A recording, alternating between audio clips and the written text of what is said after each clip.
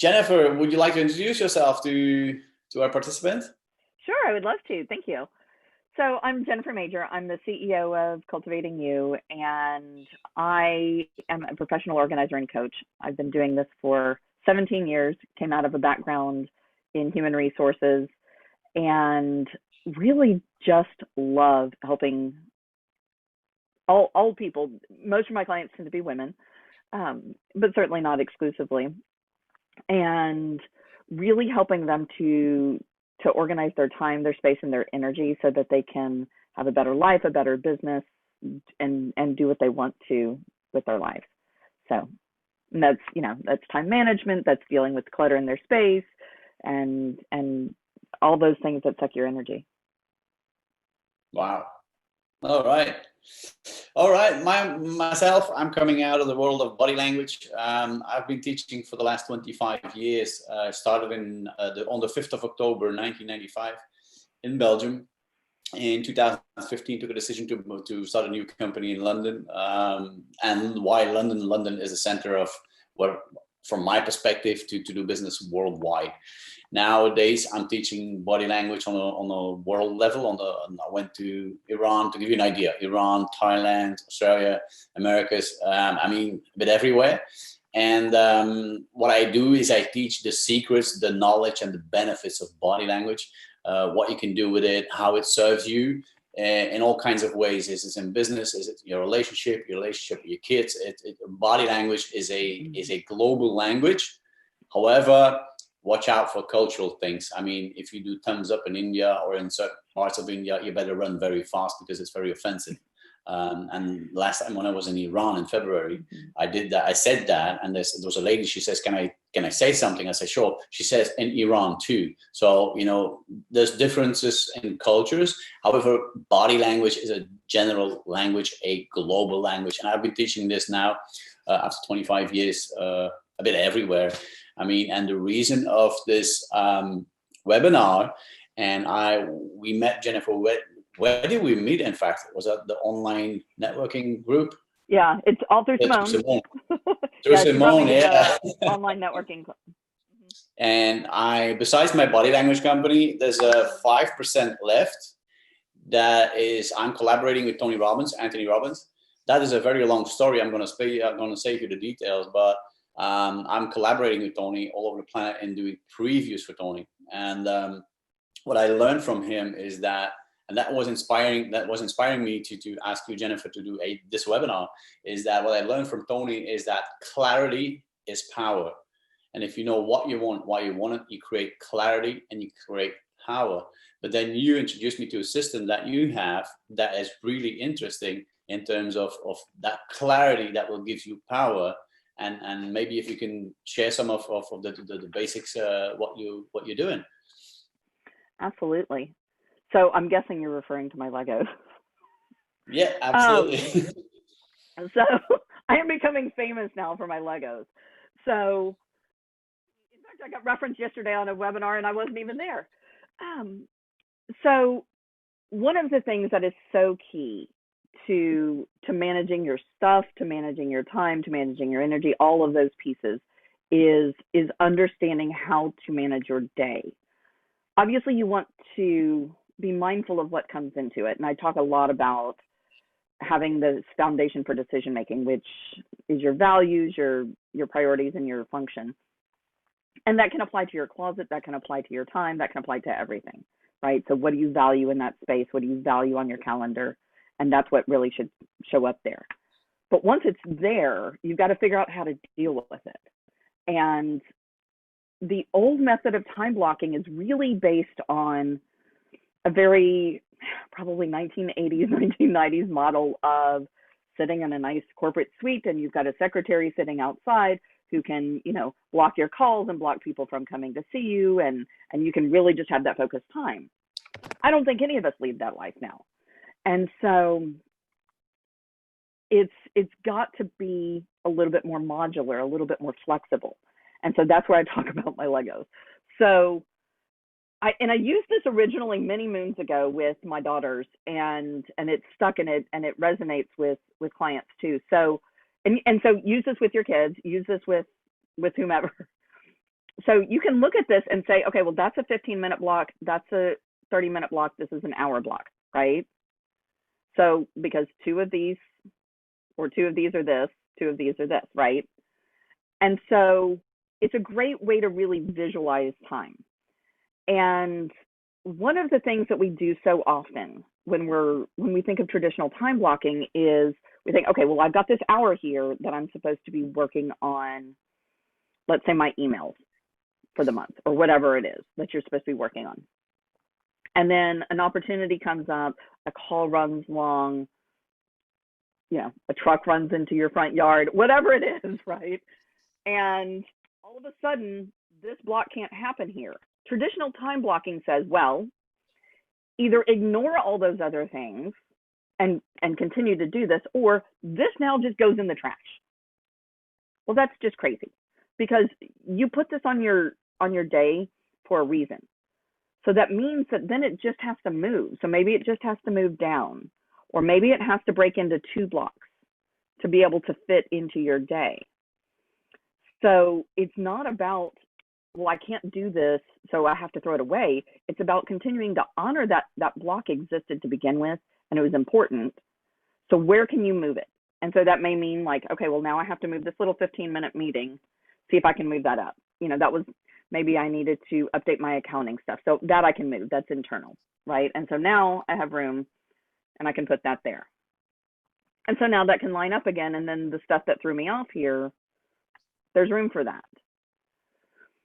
You also you don't want to fill up your day. Like, you don't want this to be completely full of Legos, right? You want to have some time to have that flexibility, to have that opportunity for a call to go long that's going really well, or to have that pop-up meeting with somebody that just presented themselves in your DMs, or whatever the case is, right?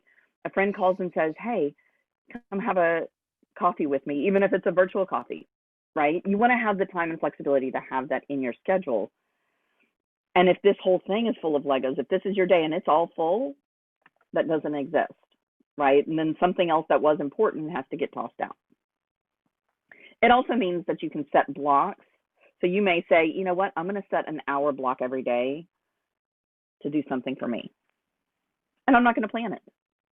And if y'all have got questions as we go, certainly drop those in the chat, because we want to hear from you throughout. But, plan blocks of time that are unplanned, right? Like I used to joke when I was in university that like because I was super type A at that point, before I had children, and I was a business owner, and and everything was just so, and my friends would joke that I had to put it on the calendar to be spontaneous.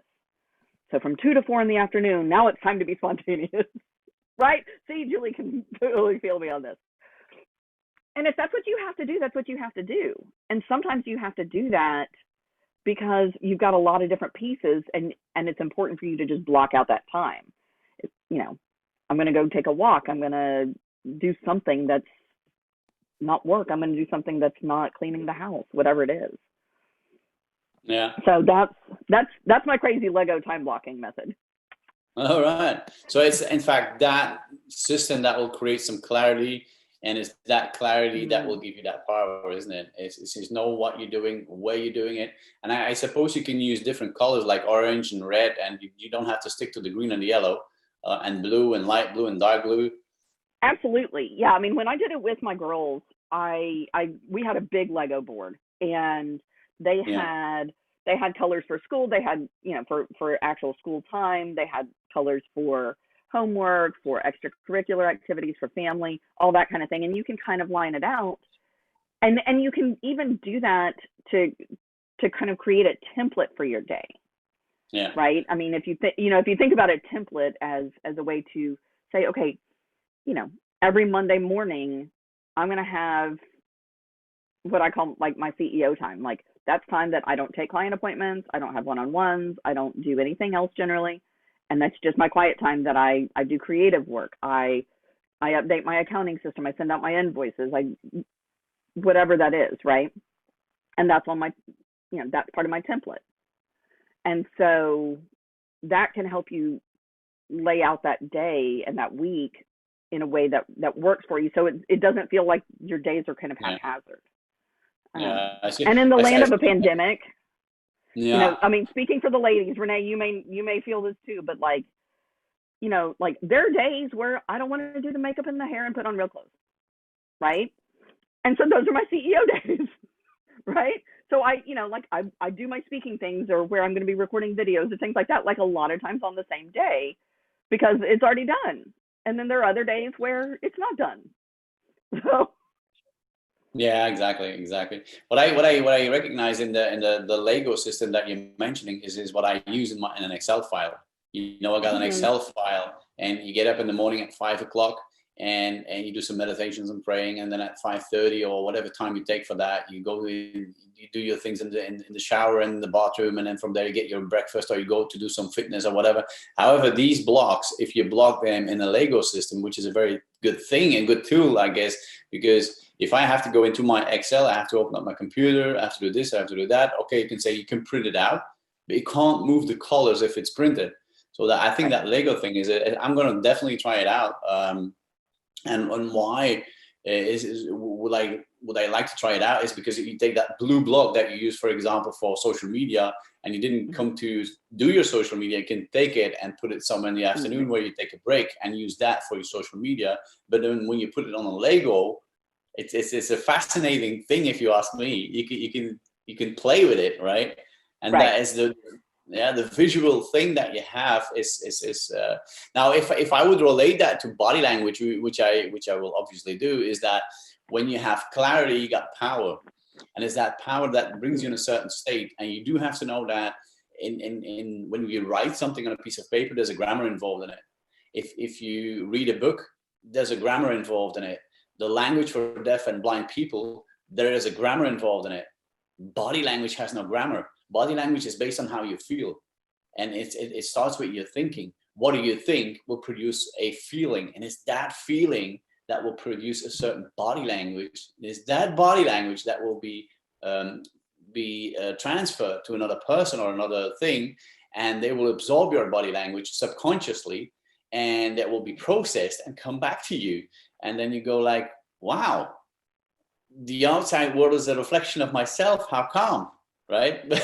But if you know that we got a conscious and a subconscious mind, and a conscious mind, in the word of conscious, is what's happening in the moment. If you taste something, if you taste like chocolate or mayonnaise or tea or coffee, or it doesn't matter what you taste, or salt and pepper, that has a certain feeling, right? That's in the moment, that's conscious. If you listen to something, we're speaking here, and for those who are listening, this is conscious. When you touch something, you burn your hand and go like, that's conscious. And speaking is conscious. So the transferring of data is 40 bits of data per second that we transfer when we speak. Non-verbal communication goes through the subconscious mind. So we have the conscious and the subconscious mind. And 40 million bits of data will be transferred through the subconscious, including your non-verbal communication. So the conscious and the verbal and the non-verbal enters the brain of that other person, gets processed, and comes back to you with an answer. That's how it works. But if in the first place you have to declutter, to come back to you, Jennifer, you have to declutter your brain, otherwise you'll create a different feeling, and it's that different feeling that will create a different body language that will be processed through another person on a certain frequency with a certain energy. Does that make sense? And that's why it's so important. I mean, the combination of our subject is amazing. I mean, get decluttered, because you'll produce something in terms of body language that will attract certain people towards you, or you're going to push them away from you. Does that make sense? Does that make sense, Jennifer? I mean, would you like to add something to this? Absolutely. Well, and you were talking the other day, I can't even remember. We've been in too many things together recently, so I can't remember what it was. You were talking about how you were with a client, and you were asking her something, and she wasn't responding real well. She was sort of not really non-committal, and you could tell that her brain was, 12 years away.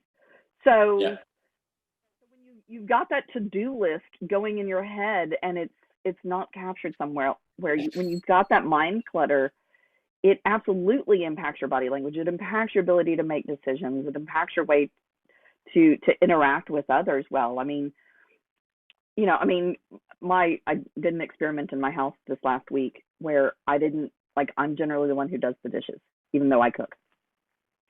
And I didn't do them for 3 days, and they just sat there like magic, right? The magic dishwasher fairy and the sink fairy did not come.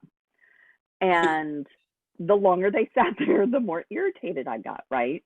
Because there was this clutter that wasn't getting cleaned up. But then that came through, and my husband's like, "What's wrong? Like, what is making you so angry?" And of course, like in the big scheme of things, dishes are minor, right?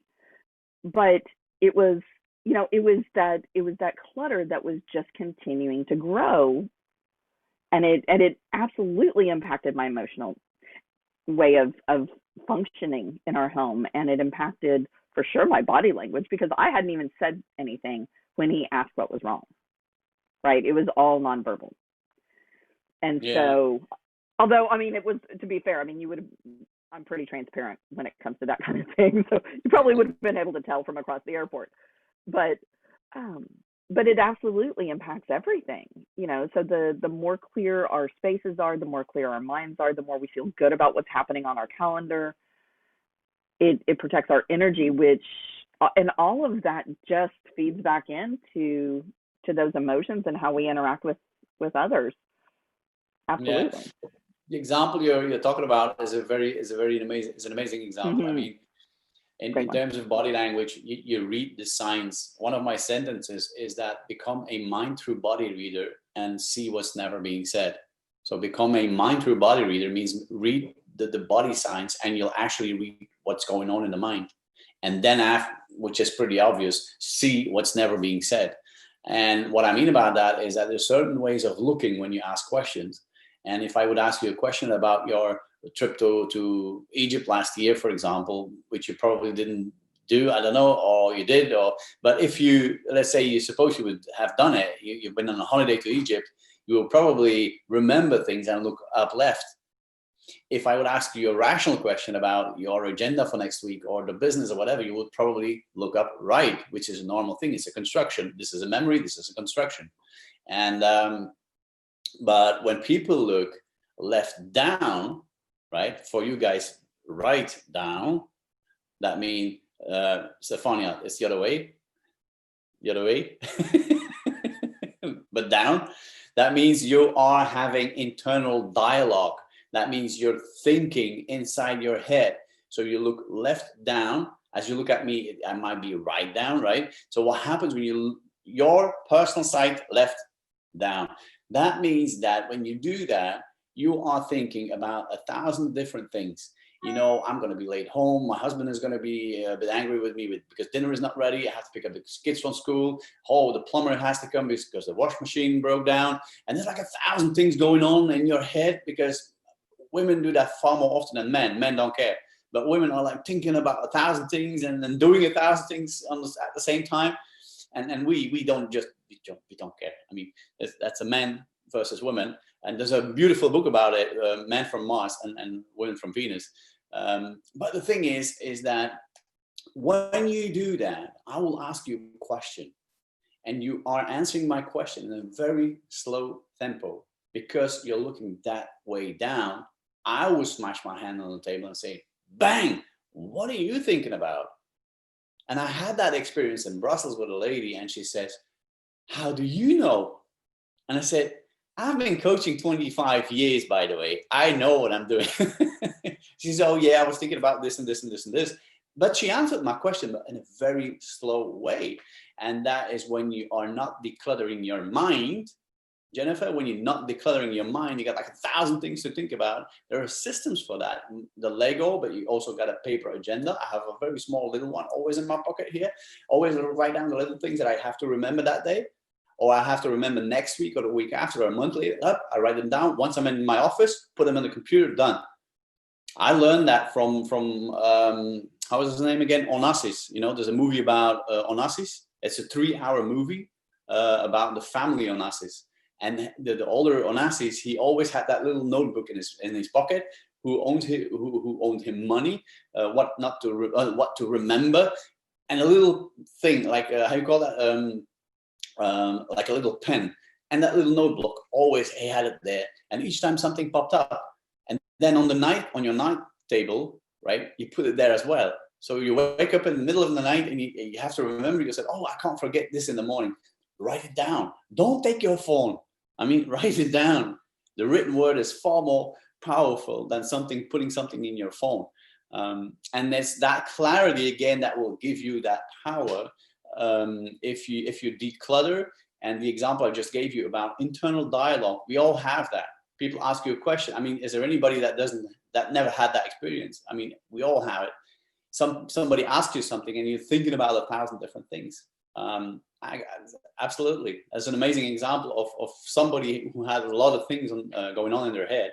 And yeah, and can you completely declutter? I guess you can't. I mean, 100% declutter, but 80% would be a big thing, right? Well, absolutely. And here's the thing: is what you see in the magazines, what you see on the TV shows, are staged. They're not real life. They're not how those people are living. That's literally a staged snapshot. You know, I saw a photo the other day of this beautiful pantry, and a friend of mine joked that like these people must just eat seasoning because that's all that was in this pantry, right? All that was in the cupboard was just seasoning. And the reality is they have another cabinet that they didn't take a picture of that has their boxed goods and their canned goods and all their real food, right? But everything, you know, I'm a big fan of things being in beautiful containers and being labeled and being consistent. Absolutely. It helps your mind have less clutter. You know, I mean, the Marie Kondo method is about having that less clutter visually. Every time you have words that are in your line of sight, your mind is reading them, whether consciously or not. And so having that consistency is great, but don't hold yourself to that standard of what you see in the magazines and the shows. It's there for inspiration, not for what you should look to achieve. And you can have a super organized house, right, in a snapshot. You can have a super organized workspace and office and business in a snapshot, and things are going to get chaotic, and that's okay because you've got the system in place to pop it back together. And that's what being organized is really about. It's not about it all being neat and tidy all the time. It's about having the system to where you can pop it back together and you can flow through it as you go. Would you agree what you think about on a daily basis is what you get? Oh, absolutely. Yeah. Absolutely. And I totally agree that women have way more tasks in their heads than men. Which is its own separate conversation, of course, but that's a different webinar. Right, but that's also why most of my clients are women. Yeah. Because they're the ones who are needing and wanting to get things more organized so that they can manage that better. Yeah. Because I mean, I even hit that wall yesterday because I've got all of my work stuff, which is like a big launch with like 4 different pieces in it that's going on. I've got 2 house projects. I've got 4 things for my daughter medically. Yeah. I hit the wall and I was like, oh, we need folders. And it literally made a folder for everything. Even though I don't do a lot of paper, I just needed a folder. I needed a place where things could land. So that's just how we function. And so you've got to figure out a way that works for you. Let me see, Simone, what's your best advice on finding balance between having things out that inspire you and avoiding that it becomes clutter? I love that. So I will say one of the words I'll change in that though is the word balance, because I believe that harmony is better than balance. Because if you think about balance, let me find something here. So if you may use my phone as an example. So, balance is, one side, you think of a teeter-totter, right? Or seesaw.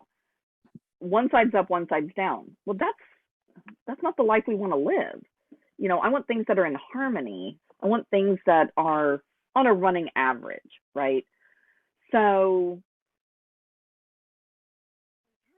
what you have out and what you don't. It's got to be what feels good to you. And it's got to be based on those values. You know, like if you want a very minimalistic house, then that's going to inform those decisions, right? If you want something that's eclectic and full of beauty, then that's going to inform that. And within that, like you may say, you know what, I really want it streamlined, or I really like it full. Again, it's up to you what works. You know, I mean, we love vintage glass. And so I've got shelves full of it in my living room. And they're technically full shelves, right? But I organize them, of course, by color, because then that makes them not seem like a lot of individual pieces, right? So it becomes kind of this spectrum of color versus like just this like smattering of, you know, Skittles on the floor, right? So it's really about what you want out of that space and what feels good to you. And just try it and feel it. And if it's not working for you, then shift it, right? I mean, nothing's permanent. So does that help, Simone? And y'all feel free to unmute and ask questions too. Yeah, but what I meant earlier by what you think about is what you attract reminds me of the story of Wayne Dyer, the late Dr. Wayne Dyer, that said there's 4 ways of ordering strawberry ice cream.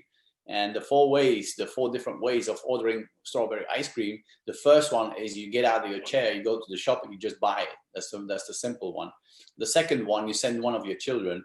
That is called slavery, right? The third way of ordering strawberry ice cream is a more intriguing way, is that you're outside at a restaurant, sitting outside on at the terrace, and then you're thinking about, hey, wouldn't it be great to have some strawberry ice cream? And someone taps you on the shoulder and they say, hey, excuse me, sir or ma'am, is this your strawberry ice cream? And you go like, whoa, wow, this is crazy. And you can't wait to get home to tell everybody that, you know what happened this afternoon? And we all have that experience that we think during the day, we think about somebody that lives on the other side of the country and you didn't see them for the last 2-3 years. And you can't stop thinking about them during the day. And all of a sudden the phone goes off in the evening, and who's on the phone? The one you've been thinking about. We all had that experience, I guess. I mean, happens. I mean, but it's the same with your body language. What you send out, even on a subconscious level, what you send out is what you get. And it's the same with cluttering. I mean, I remember I had a lot of stuff in those days, and I had a trailer, and I got this, and I got that. I can't get rid of it. You know, it's from my grandma. This is from my granddad. This is from my. We got like I had like stuff. I mean, too much. And one of my daughters came to me. She says, "Dad, I got a present for you." She gave me a book from, and you already mentioned it, from Maria Kondo. And I read it, and I was like, "Wow, this is amazing." And the one tip I remember is that put the stuff that you don't use on eBay, Yahoo, it doesn't matter where, sell it. But before selling it, take a picture as a memory. And that's what I did. And I had some beautiful stuff. And I said, you know what? I'm going to give it a new life to somebody who buys it from me, because I'm not going to give it for free. They're buying it from me. There's value to it. I'll take a picture. And now today, I have lots of my stuff is just gone. I sold it. I mean, there's certain things that I don't sell, but most of the things are sold. And I've got the pictures, and I go, wow, in those days, look at this, look at that.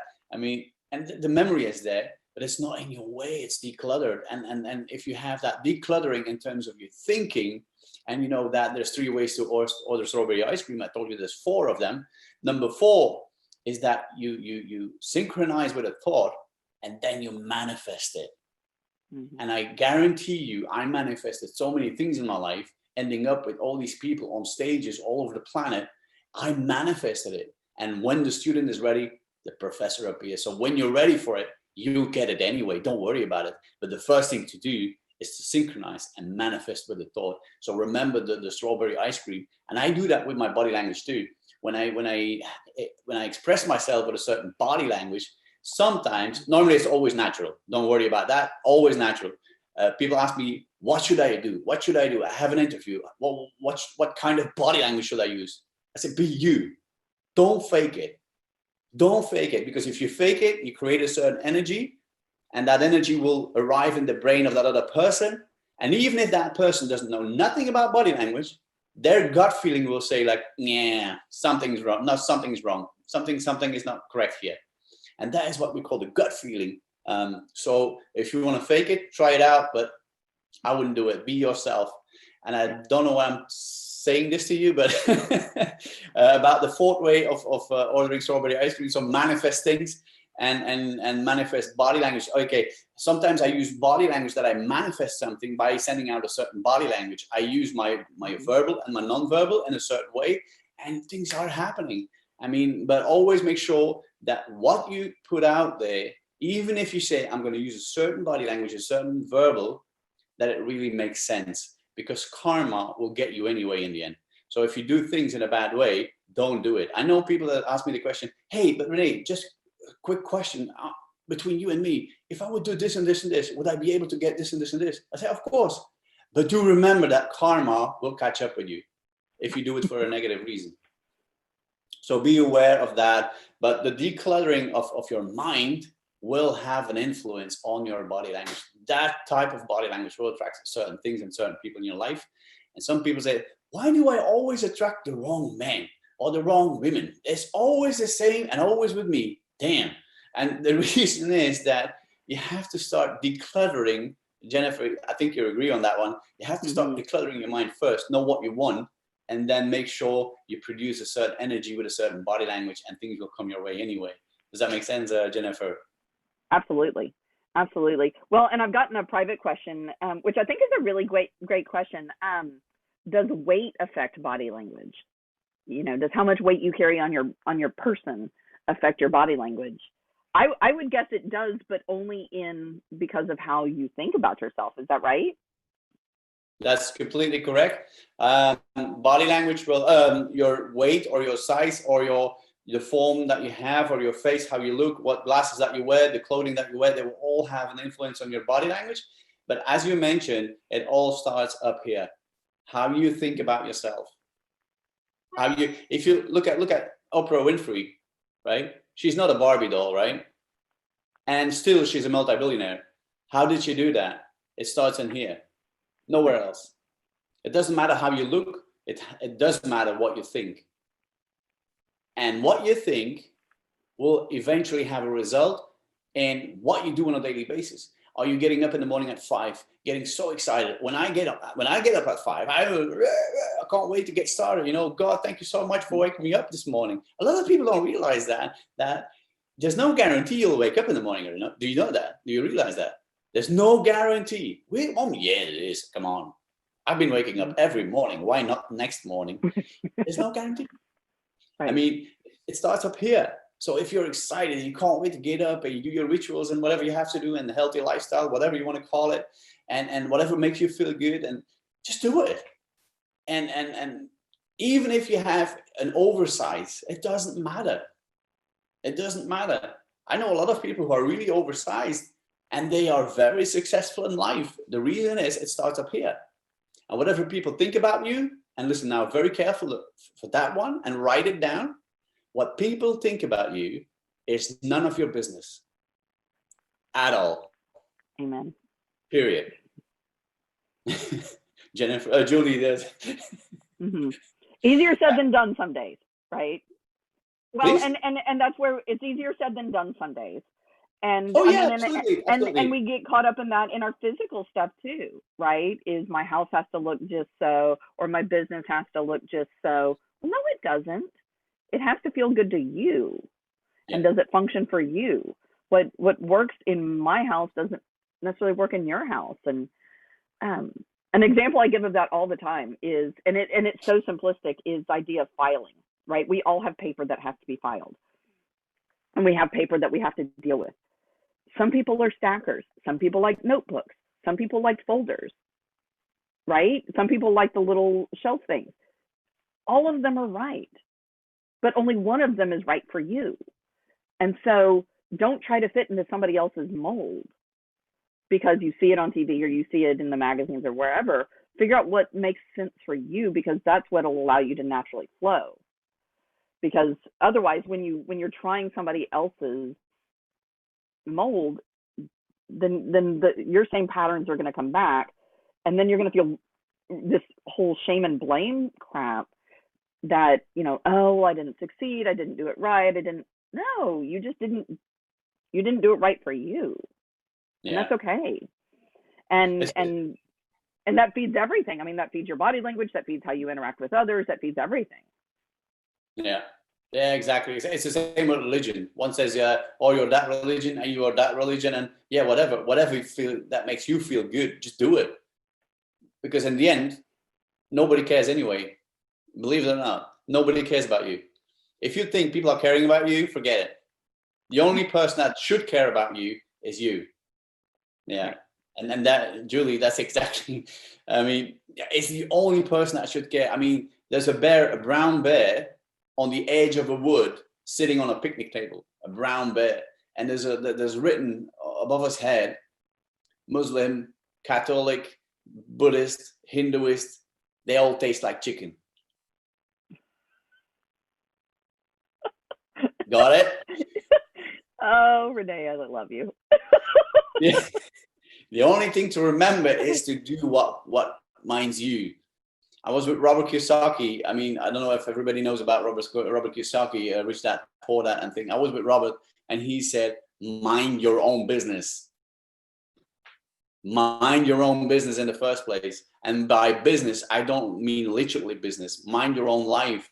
Who are you? Who's your partner? Make sure you take care of yourself first. We all know the story about sitting in an airplane, and when things goes bad, you have to do this and this and this and that. And then the mask comes out, and you have to put it on your face first before helping somebody else. It's the same in life with everything. I mean, mind your own business. I mean, mind your life. And when you do that, people might follow you. And if they don't, it's because they're not ready for you. It's as simple as that. And when you focus on what you want, in the end, as I mentioned before, if you focus on what you want, your thoughts will create an energy, and that will attract the same energy towards you. What you put out there will come back to you. So if you put out like, hey, oh, I'm not feeling good, I'm bad, oh my God, I hope my finances are not good, oh my God, I remember that, you're gonna get more of that. Don't worry about it. You're attracting it. However, if you say, hey, listen, I know next year we're going to do this. My plans are this. The reason that a lot of leaders in this industry say, have a board, a vision board. There's a reason why they say that. Because 9 times out of 10, things will happen. I dreamt for so long about a Mercedes S, huge car, amazing car, luxury car, big engine in it. When you push the pedal, you get a big smile on your face. And I dreamed about that car for so many years. Today, I'm driving it. I'm even thinking about the Aston Martin, the V12 engine. I'm literally crazy going about it. I want it. I'm going to have it anyway. And if I don't have it, who cares? Nobody. You should do it for one person only, and that's minding your own business, right? And that's for every single person now joining here, and for the ones who are going to watching the replay. Remind yourself, like, hey, you're the most important person on this planet. And if you take care of yourself and you do what you have to do, people will follow you. They will follow you. They will follow you anyway. I mean, Simone in online training is the same. If you put one post every single month, you're not going to have that many followers. They're not going to buy your online training, right? It's like going to the gym. If you work out once a week and then once a month and then once a year and you want to grow muscle, forget it. I mean, I was with Tony so many times, Tony Robbins. I mean, he said, hey, Mr. Robbins, I went to your seminar 4 days. I went crazy. I went home. I did so many things and blah, blah, blah. And 3 months later, I went like, down. Okay, that's normal. It's complete. We know that. It's because you have to do this on a constant basis. If you're in the traffic jam in the morning with your car, my first thing, traffic jam, luxury time, me time. I put on a seminar, the music I love, the opera music or classic music or whatever, or rock music, whenever, depends on the state you're in that very moment. But that's luxury time. Do this. It doesn't matter, right? But then that will bring you in a certain state, and that state will attract what you actually want out of life more than you can ever imagine. Yeah. They No, I call it completely agree. abundance, right? Yeah. I can, And I yeah, think I completely decluttering, the agree. more you declutter, the more abundance and decluttering that you will attract as well. Sorry for interrupting, Jennifer. Go ahead. Back to you. Absolutely. No, absolutely. Well, and Simone asked the question, what's the best way to create a workspace that helps your boss lady body language? And so I think so much of that is just is two things. Number one, having minimal clutter so that you can have space to create chaos in your creativity and then put it back together, right? Because we've got to do that as creatives, right? And because the reality is you're not a business owner if you're not a creative at some level. And to have a space that just makes you feel good, right? And again, that's one of those, like, don't judge by what it looks like online, right? Because somebody will have pictures of their really pretty, it's like everybody's got the white desk and the little laptop, and that's staged. That's not real. That may even be a fake picture from Canva, right? Like that's not really their desk. You know, mine is filled with antiques because I love having the stories of the furniture in my home, right? And so, but it's, you know, it's got flexibility. It's got, you know, it's fairly minimal, but it's, for some people this would be crowded. For some people this would be sparse, right? So it's, you've got to do what feels best for you, because then, I mean, it's like the weight question, right? Because then it's how you're going to feel in that space, and then that's what's going to create that beautiful body language for you, or that you know, like, I don't feel confident in my space. I just, you know, like, hey, welcome to my coaching program. Like, no, you know, you're gonna have that boss lady body language because you feel great in the space, and you've got the setup to accommodate that. Yeah, I would add the breathing exercises before you start your day or before you arrive at the office. Is that do some breathing exercises. The thing you mentioned is that I'm like this, and my shoulders down, and my head down. What are you doing is you're cutting off the oxygen. There's a reason why breathing exercises are so important. If you're mad, sad, crazy, the way you feel, there's a way of breathing. If you're happy, you will breathe a certain way. If you're angry, you'll breathe a certain way. If you're crying, you'll breathe a certain way. And it's that breathing that will put you in a certain state. And that certain state will create a certain body language that will attract or push people away from you. And it's, for example, the breathing exercise is breathing through the nose and breathe out through the nose. So you do these exercises that we learn, like 10 times in, 10 times out, 10 times in, 10 times, and you might feel dizzy after a while, like, oh, what's happening? The only thing that is happening is that you get oxygen to your brain and you will have a clear thinking. And it's that clear thinking, again, that will change your thoughts. And it's those thoughts that will attract, through your body language, certain people. You'll attract them, or you're going to push them away. And sometimes you'll attract the wrong people and push the good ones away. Or sometimes you attract the good ones and push the wrong ones away. It depends on how do you think and how do you cut off that oxygen here. Shoulders down, head down, up, everything cut off. It's normal. I call that, in Belgium, we call that stinking thinking. The moment you have no oxygen, enough oxygen go to the brain, you start thinking, it's a sad day, isn't it? Look outside, it's raining. Oh my God. And you go to the bathroom in the morning and you look at yourself like, wow, what an ugly, wow, boo. Well, oh, what happened last night? Oh my God. And you go downstairs and the coffee is not ready. And your shirt is not ironed, and you go like, oh my God, and you go to your car and get in a traffic jam, and oh no, and then don't let you through, and I'm gonna be late, and then you arrive at the office, and then somebody says, hey Johnny, how you doing? And you go like, not now, I'm not in the mood. And you got that I mean, I've been telling this story so many times. You got that other situation, the same situation, but with a different mindset. And you open up your window and it's raining, and you go like, yoo-hoo, yes, it's raining. I have to work anyway. Yes, yes, yes. You go to the bathroom, you go like, hey, how you doing, Tiger? I love you. And then you go downstairs and the coffee is ready because there's a timer, and your shirt was ironed the night before. So you're in time. You jump in your car, you get in traffic jam, you go, yes, me time, good music on, AC/DC, I don't know. And you go like, yeah. And people like, they said, yeah, man. And then you go you arrive in the office and say, hey, Johnny, how you doing? Hey, mate, how you doing, mate? I'm good. I'm good. What the heck is going on with that guy? I mean, like, oh, girl, it doesn't matter who it is. But you will attract or push away whatever you want, depending on how you manage your state. And that is so important. I mean, we can have some fun about it, but it is your state. Your state will change everything. And it's again, from the beginning where I started, that clarity. What Jennifer's subject is decluttering. That clarity will give you so much power, so much energy. You know, you're gonna get out there, gonna, hey, I can change the world. I can. But it is a mindset. It starts up here. If you say there's a very famous quote that says, "If you think you can, you can. If you think you can't, you can't." You're usually always right. So Jennifer, maybe we can ask somebody from the participants who has another question. Maybe Julie, Nikki, Lincoln. Yeah, and again, unmute and share your questions with us. Michael had a question, and I'm not sure I understand it, so I've asked him for some clarification. Maybe Michael, you can come on and share the question directly. I'm guessing Hello. It's a translation between British English and American English. I was just wondering, hello, hi. I was just wondering if you had any tips about sort of raising your state. About? Raising your state? Raising your state? Yeah.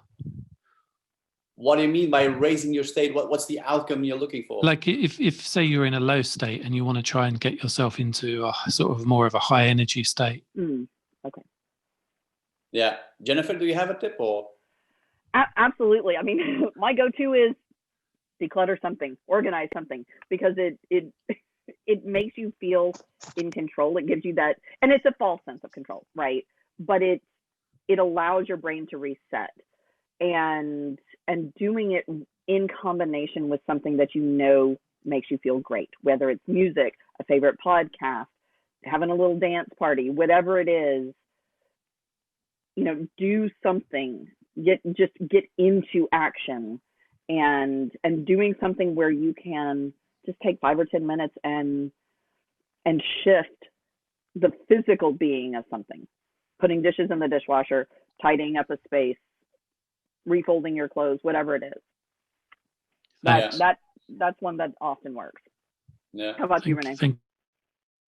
I would refer to my daily job as that. I don't call it a job. It's more of a well-paid hobby.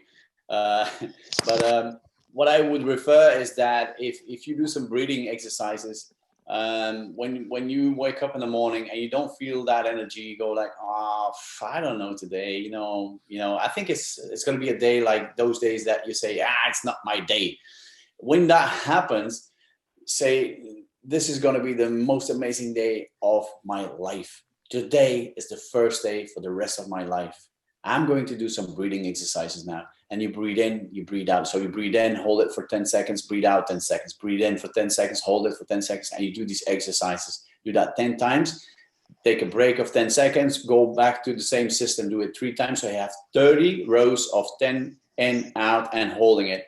And when you do that, you're going to feel a change of your body. You're going to feel a change in your brain. You're going to feel a change in your thinking.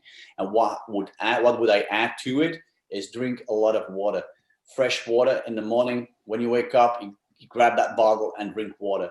The biggest mistake I used to make, I'm not going to say anybody else makes, but the biggest mistake I used to make was like the first thing that I did in the morning, putting on the kettle to have my coffee. And is that a good thing? It's not going to kill you. But if you're not feeling really in an energetic state, because that's the question, make sure to drink enough water.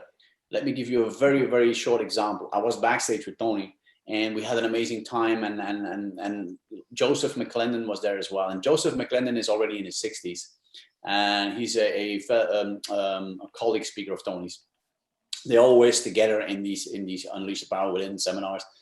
And I said, Joseph, man, where do you get all that energy? I mean, I don't want to be rude, but your age, he says there's a simple thing to have all that energy in the morning, at midday, at nighttime, it doesn't matter when. He says, go for green, go for blue, and shake your ass.